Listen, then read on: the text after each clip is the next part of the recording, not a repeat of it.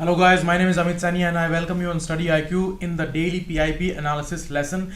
And you see Hindi and English lessons, they both are uploaded every evening and 7 days they are being uploaded. And in the morning the Hindu analysis comes in both Hindi and English language. So you see the Hindu analysis is extremely important from the mains point of view, and from the prelims point of view PIB is very important. I have shortened the time of PIB. Now it is around 20 minutes a lesson, so it would be easy for you people.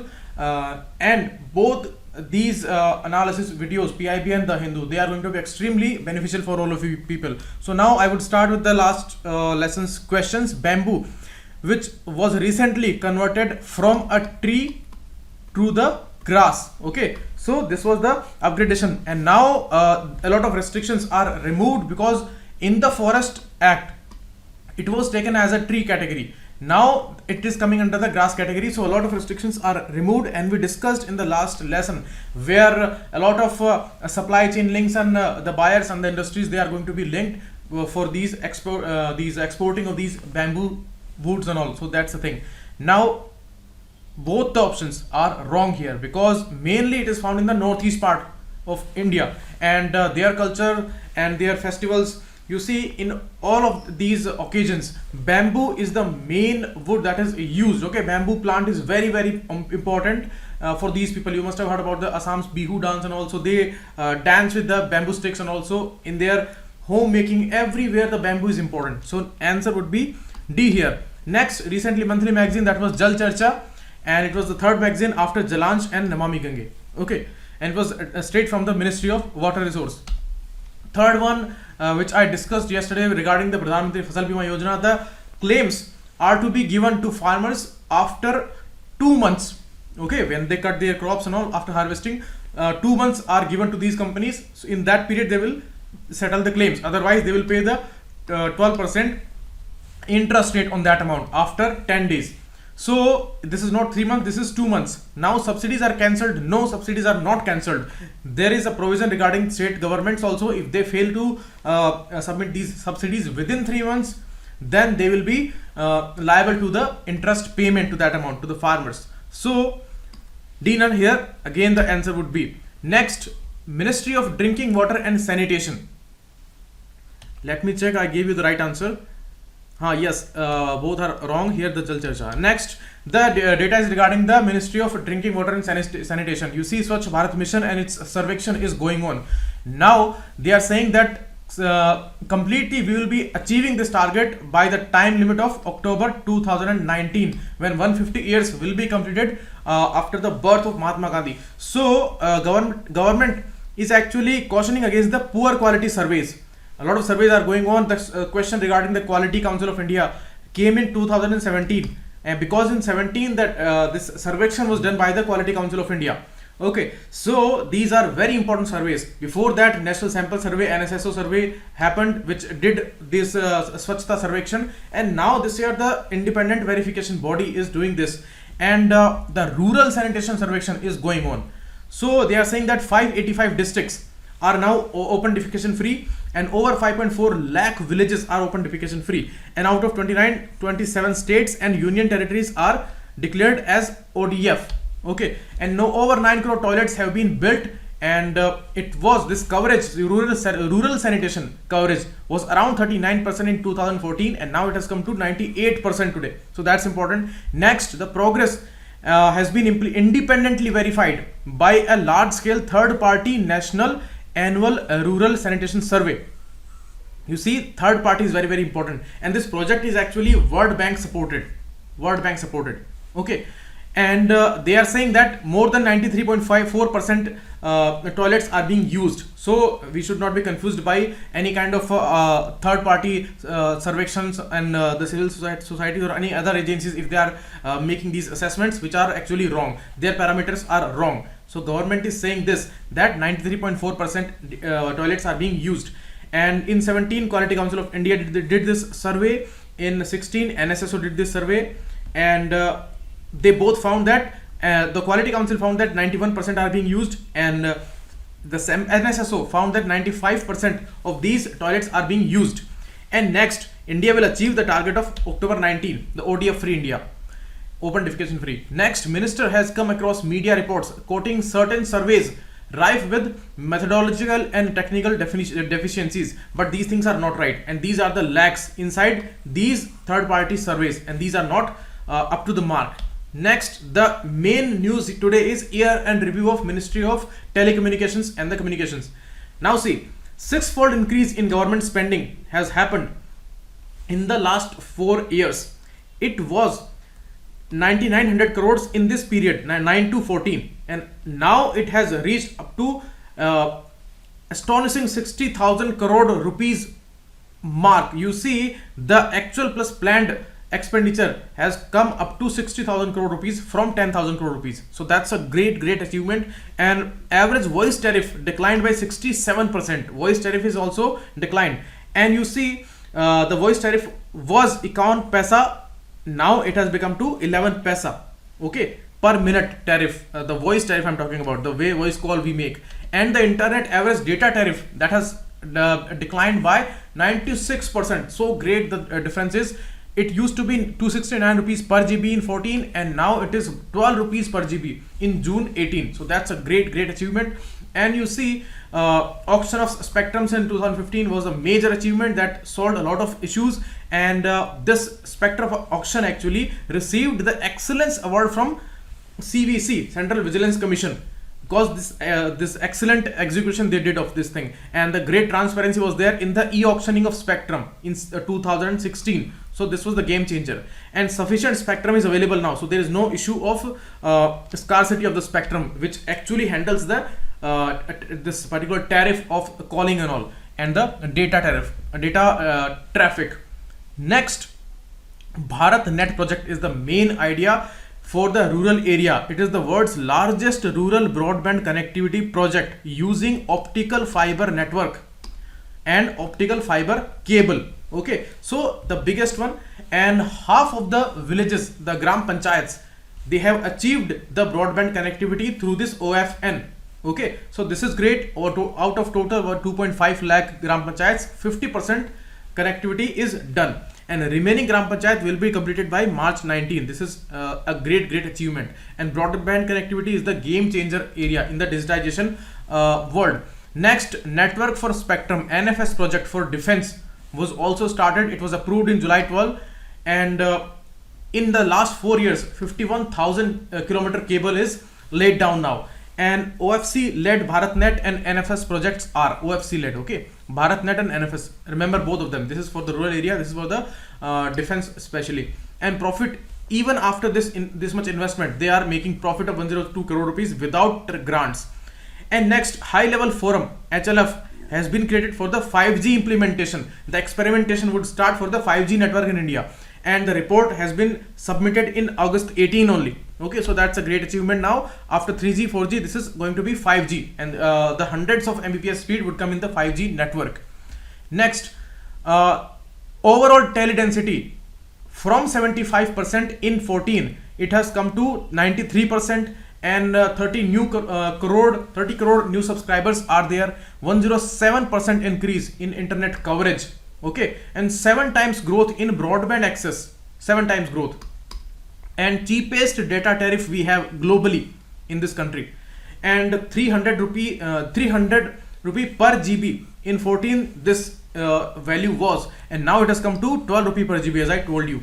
Highest mobile data consumption globally we have in India. These are the records. Okay, and OFC coverage has been doubled from 7 lakh in 14 to 14 lakh kilometer in May 18. So that's a great achievement. And average mobile data use has also gone up 51 times. Okay, 5 times jump in FDI flows in the telecom sector. 5-time growth is there. It used to be $1.3 billion only in 15. Now it is $6.2 billion within 2 years of time. And the biggest ever telecom spend is there in the Northeast area. That's a great thing. And Northeast, a lot of things are going on in the Northeast due to our implementation of Act East policy and the security issues, strategic issues in the Northeast area. So total inclusion is happening in all the fields, all the ministries, all the sectors. Next, submarine cable connectivity for the Andaman and Nicobar area, because it's very far away from the mainland, and spectrum sharing between these companies and trading is also allowed. Now if any company, any mobile company and all, they are facing any spectrum issue, they can trade and share their spectrum. So that's a great thing. Now virtual network operators and their licenses are now available. And input tax credit, that is a main issue in the GST implementation. You see, if somebody is showing the raw material, okay, they are selling the raw material and they are paying some tax on that. After that it becomes the intermediate good, and some further modifications are done in the intermediate good. What are the intermediate goods? You suppose I am producing steel, but steel is not the final product. Out of steel I would make something more. Okay, out of steel I would make some machine. So the machine would be the final product and steel is the intermediate product. So every stage the taxes are paid. So input tax credit relates to the every step paid tax. So there is a receipt for that. So input tax credit. So their relaxations are given to these licenses. And the National Digital Communication Policy, the main policy in 2018 that is coming, and the main issues under this NDCP. Connect India scheme is there for the overall average connectivity of 50 Mbps. Propel India, so that 100 billion investment can come. Secure India, for that so that strong and flexible and robust communication infrastructure develops in India. So Connect India, Propel India and Secure India are the schemes of under NDCP, under the Ministry of Telecommunication. Okay, digital connectivity plan, communication policy. Okay, next, the main objectives: broadband, bring broadband to all by 2022, the way we are bringing housing for all till 2022, and 4 million jobs in the sector, digital communication sector to grow to 8% of the GDP. It's a huge thing. Out of total GDP, 8% would be digital communications. Okay, by 2022. Today it is around 6%. To bring India in the top 50 ranks in the ICT Development Index, and this index is released by ITU, International Telecom Union, the biggest international body under the for the telecom area. So it releases this ICT Development Index, and we are targeting to come in the top 50 mark. Okay, next, and you see, apart from this target, we are targeting local manufacturing and exports. Just a second. Local manufacturing and exports, and a digital sovereignty, the main issue of digitized sovereignty, because these domains, these control sectors and of these internet governance is outside India, and we are bringing bill also to bring this governance in the India's territory, and a lot of issues are going on for the cyber sovereignty, the right to privacy issues, and all these things are being discussed under this digital sovereignty domain. So you can write essay about it, you can write mains answers about it. So digital sovereignty is a huge issue today. Now the Department of Post and its highlights, because it is also coming under the Ministry of Telecommunication. So first of all, from the e-commerce, because they are doing a lot of e-commerce activity, these post office now, the original work of postal issues and all, they are totally gone now. Nobody is sending letters to anybody. So e-commerce, the fast the registered copies which are sent through postal services, and they are totally digitized now. So e-commerce is very much growing with the network of post offices. Okay, they are sending these parcels of Flipkart, Amazon, these kind of services, because they don't have transport services. These private companies, they don't have transport services in these small villages and small towns, but post office has a great network in the rural areas. So they are involved, they are cooperating with the e-commerce sector today. So that's a main business today, and it is totally growing with the post office and the Department of Post. Next, post office passport seva kendras in the every parliamentary constituency. When MP elections are due now in this year, so you should know about the parliamentary constituency. In every parliamentary constituency which are decided under the Delimitation Commission, one passport seva kendra would be there, and post office would be managing that. You see, these days post office issues passports, and they have done collaboration with the Ministry of External Affairs. And now that one more important issue is of PLI, Postal Life Insurance. One of the oldest department is Department of Post, and one of the oldest insurance scheme is Postal Life Insurance. only government and semi-government employees were allowed for this particular insurance. Now this facility is being extended to professionals, teachers, lawyers, engineers, and the employees of NSE and stock exchanges, and BSE, the Bombay Stock Exchanges. Okay, so that's the thing. Now under Sampurna Bima Gram Yojana, that was launched in 17 with the rural PLI extension. Okay, this scheme was launched in 17. Rural PLI is working since 95, but some extension was happening. So this became a grand scheme for the life insurance in the rural areas.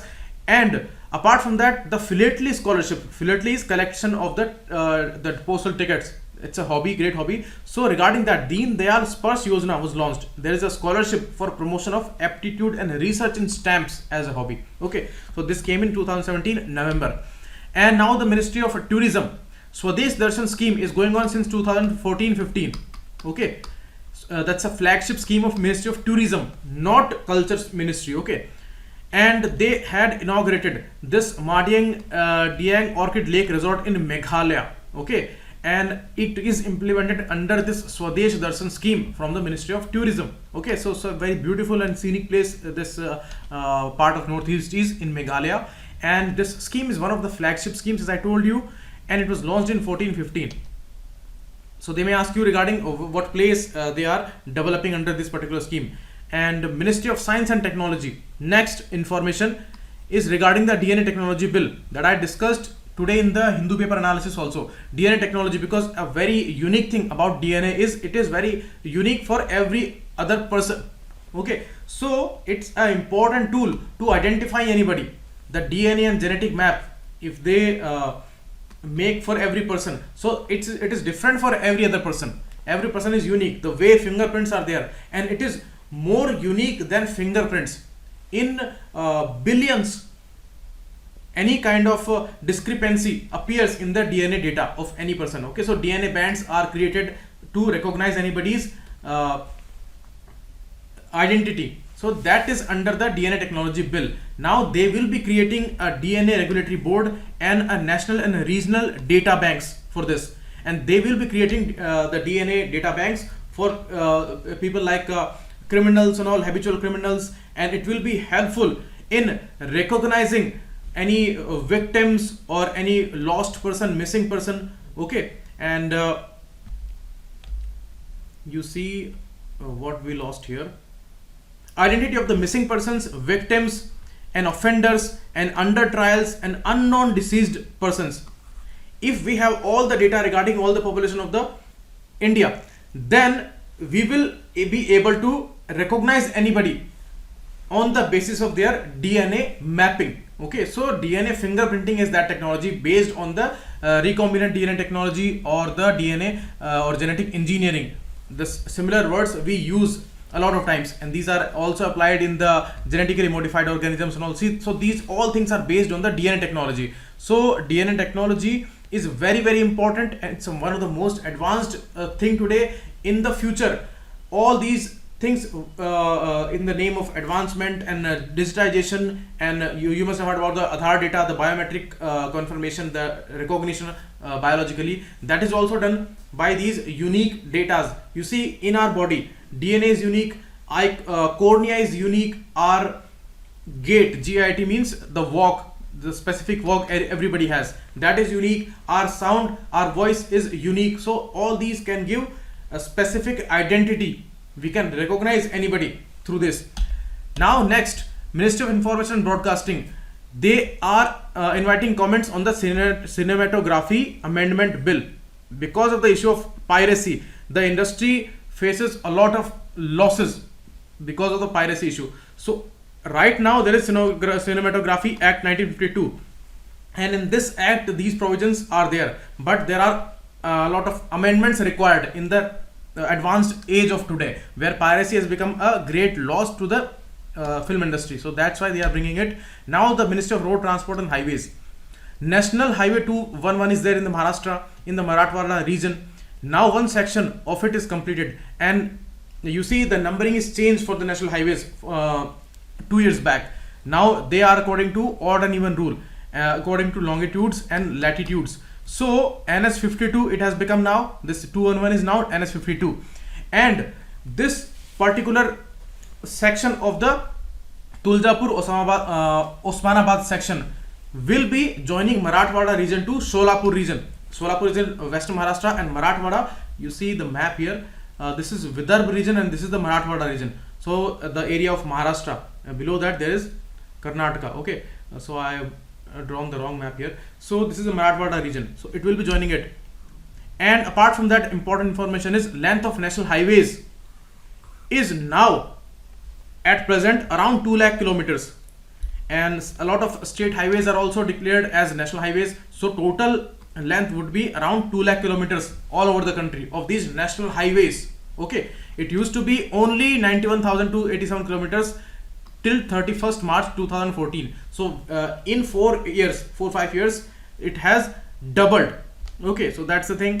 Next, MCQs are there. Try to put their answers in the comment box. These data are extremely important from the mains, the prelims point of view, and try to write about the issue of digital sovereignty and the issues of new advancement in the DNA technologies and the cyber security, right to privacy issues, which are related issues. Okay, so try them. Thanks a lot. Keep watching and put your suggestions into comment box. Thanks a lot.